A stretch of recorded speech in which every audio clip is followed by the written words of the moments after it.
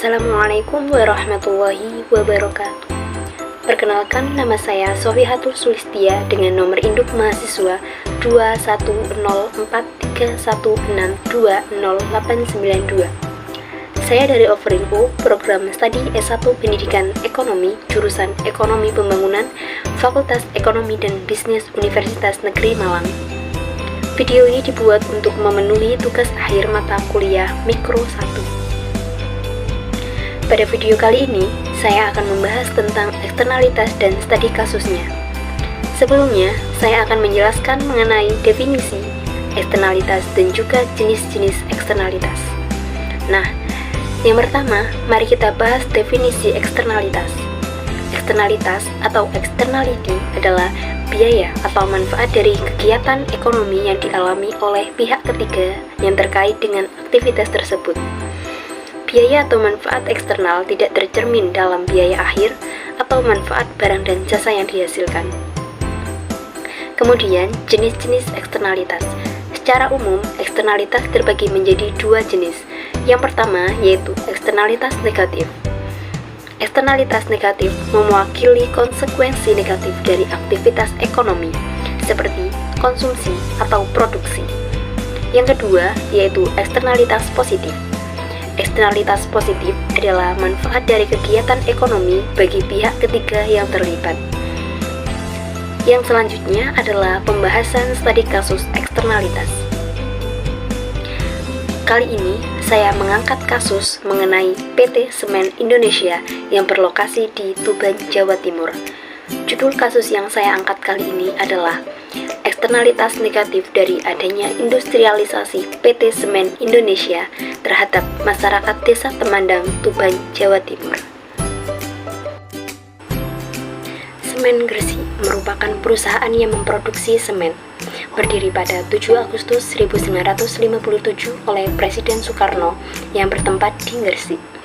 Di tahun 1991, perusahaan ini tercatat di Bursa Efek Jakarta dan Bursa Efek Surabaya, serta menjadi bagian perusahaan BUMN pertama yang go public. Semen Gresik memiliki 4 pabrik dengan kapasitas terpasang 11 juta ton semen per tahun yang berlokasi di Tuban, Jawa Timur dan di Rembang, Jawa Tengah.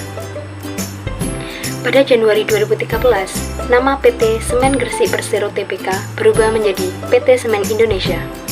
Dengan hadirnya PT Semen Indonesia di Tuban, Jawa Timur, khususnya di Desa Temandang, memberikan dampak positif dan juga dampak negatif pada masyarakat sekitar perusahaan, baik dalam aspek ekonomi, sosial, lingkungan, maupun budaya. Marilah kita melihat cuplikan profil PT Semen Indonesia. Inilah videonya.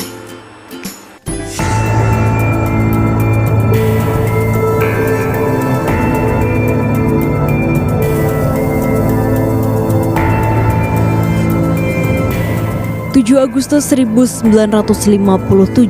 Presiden Soekarno meresmikan pabrik semen pertama yang berada di Pulau Jawa, yakni Semen Gresik.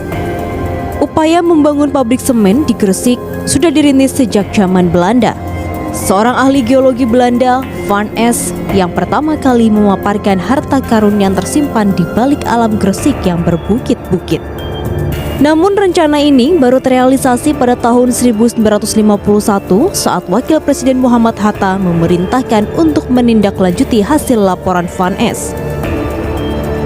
Pemerintah Republik Indonesia kemudian menunjuk Bank Industri Negara untuk menyiapkan sumber pendanaan pembangunan pabrik. Saat itu, pabrik semen Gresik didesain dengan kapasitas produksi 250.000 ton semen per tahun dengan memiliki 2 tanur pembakar. Satu momen penting dalam perjalanan Semen Gresik terjadi pada tanggal 8 Juli 1991. Saat itu Semen Gresik tercatat di Bursa Efek Jakarta dan Bursa Efek Surabaya dan menjadikannya BUMN pertama yang go public. Di tahun 1995, Semen Gresik melakukan konsolidasi produsen semen milik pemerintah lainnya, yakni Semen Padang dan Semen Tonasa. Terus bertransformasi, pada tanggal 7 Januari 2013, Semen Gresik resmi berubah nama menjadi Semen Indonesia. Semen Indonesia pun berperan sebagai strategic holding company yang menaungi Semen Gresik, Semen Padang, Semen Tonasa, dan Tenglong Semen Company. Selanjutnya yaitu dampak negatif dari kehadiran PT Semen Indonesia dirasakan oleh masyarakat yang terkena dampak industrialisasi, terutama adalah masyarakat petani yang menjadi semakin termarginal karena tidak mampu beradaptasi dengan iklim industrialisasi. Dampak negatif yang lain dari adanya PT Semen Indonesia adalah sebagai berikut. Dari aspek ekonomi, terdapat masyarakat yang mengalami perubahan sosial secara progres dan regres. Masyarakat yang mengalami progres hanya segelintir saja, yaitu para elit desa. Sedangkan masyarakat yang mengalami perubahan sosial secara regres, yaitu masyarakat petani yang terkena dampak industrialisasi. Masyarakat petani yang memiliki lahan sempit ketika kehadiran PT Semen Indonesia banyak yang mengalami mobilitas sosial vertikal turun dari masyarakat petani menjadi pengangguran. Yang kedua yaitu dari aspek lingkungan. Kelangkaan sumber daya alam yang dirasakan oleh masyarakat desa Temandang. Kawasan keras yang dimiliki masyarakat desa Temandang dieksploitasi oleh perusahaan semen. Eksploitasi batu karst yang dilakukan oleh PT Semen mencapai 1.400 hektar area. Masyarakat petani tidak mampu menikmati kekayaan sumber daya alam yang mereka miliki karena eksploitasi tersebut. Dampak negatif yang lain dari aspek lingkungan adalah kerusakan lingkungan. Kerusakan lingkungan yang terjadi di desa Temandang adalah masalah debu yang biasanya membuat masyarakat mengalami sesak napas, banjir, rumah yang retak akibat pengeboran.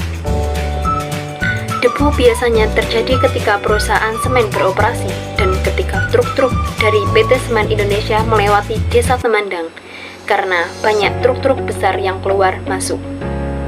Yang ketiga yaitu dari aspek sosial. Masyarakat desa Temandang yang bekerja di PT Semen Indonesia dapat dihitung dengan jari.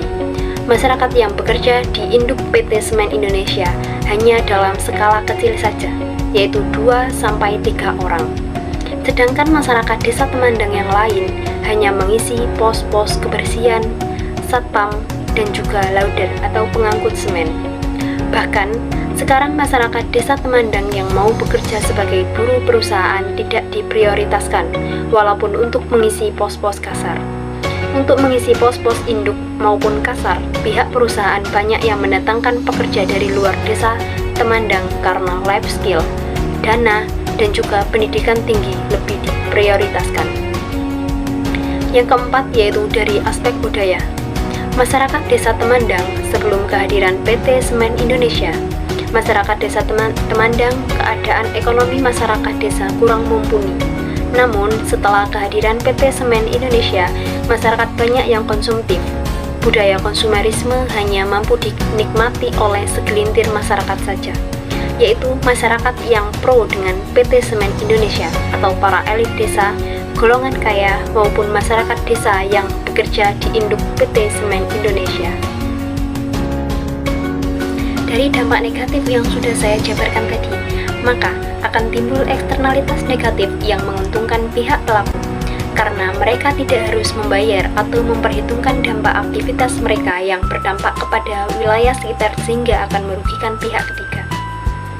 Eksternalitas negatif yang timbul dari industrialisasi PT Semen Indonesia berhubungan erat dengan dampak lingkungan dari kegiatan tersebut. Salah satunya yaitu kawasan karst yang dimiliki oleh desa Temandang yang dieksploitasi oleh perusahaan Semen Indonesia. Batu karst yang berhasil dieksploitasi mencapai 1.400 hektar area. Masyarakat desa Temandang tidak bisa menikmati kekayaan sumber daya alam tersebut. Dan seharusnya PT Semen Indonesia harus mengeluarkan biaya untuk membayar sumber daya alam tersebut sebagai ganti kegiatan pengeksploitasian kawasan tersebut, supaya masyarakat juga bisa menikmati dan mendapatkan timbal balik yang sesuai dengan sumber daya alam yang diambil oleh PT Semen Indonesia. Tidak hanya itu, debu yang biasanya terjadi ketika PT Semen Indonesia beroperasi pun membuat masyarakat mengalami sesak napas dan juga mengalami keretakan di rumahnya akibat pengeboran.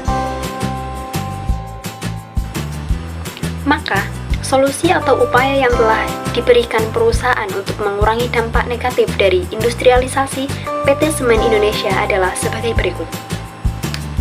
Yang pertama, mereklamasi lahan bekas tambang menjadi hutan. Reklamasi lahan bekas tambang bertujuan untuk mengembalikan manfaat hutan sesuai dengan fungsinya. Pemahaman kondisi ekologi sangat penting dalam reklamasi bekas tambang, karena reklamasi bekas tambang diharapkan menghasilkan kondisi ekologis tampak sama dengan kondisi hutan sebelumnya. Kunci keberhasilan reklamasi lahan bekas tambang sangat bergantung pada kondisi ekologi daerah reklamasi.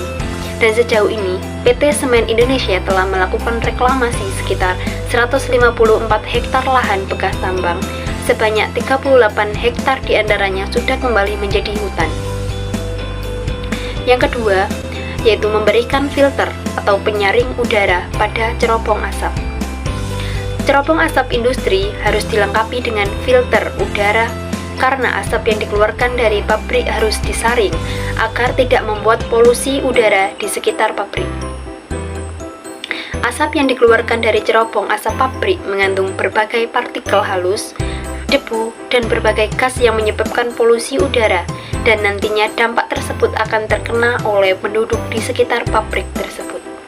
Dalam hal ini, PT Semen Indonesia telah mempelopori pencegahan polusi melalui optimalisasi penangkapan debu di raw mill dengan memodifikasi peralatan, peningkatan kontrol pengendali operasi, serta pemeliharaan berkala terhadap peralatan.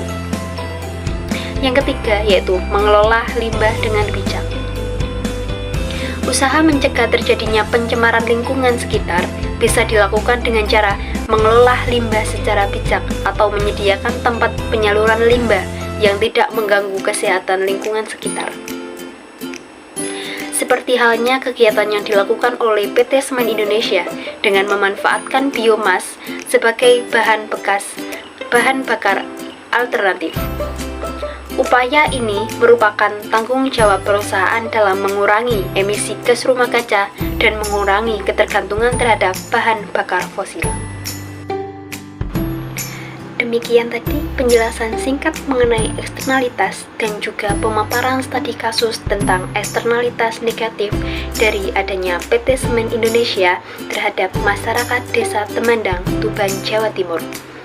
Semoga video ini dapat bermanfaat. Terima kasih dan saya akhiri. Wassalamualaikum warahmatullahi wabarakatuh.